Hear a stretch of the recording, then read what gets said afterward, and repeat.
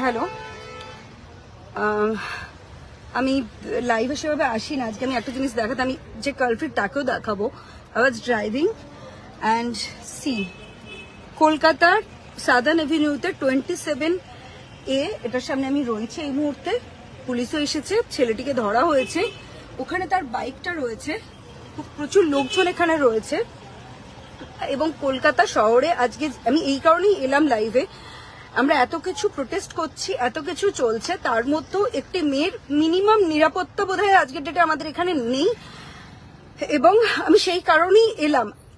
বাইকটা আমার গাড়িতে যাদের ওর টাচ হয়েছে হওয়াতে ও এসে আমাকে, আই ওয়াজ ড্রাইভিং, আমাকে এসে নক করে।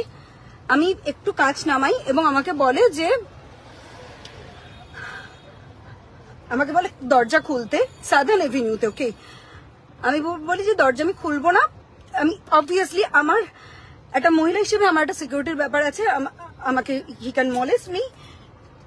তারপরে সাদার্ন এভিনিউতে, ইউ সি সাদার্ন এভিনিউতে এসে ঘুষি মেরে আমার গাড়ির কাঁচ ভেঙে দেয় এবং আমি এখান থেকে উঠতে পারছি না।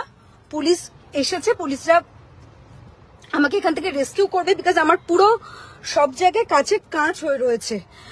আমি এখান থেকে বেরোতে আমার কলকাতা শহরে এটা মেয়েদের সিকিউরিটি।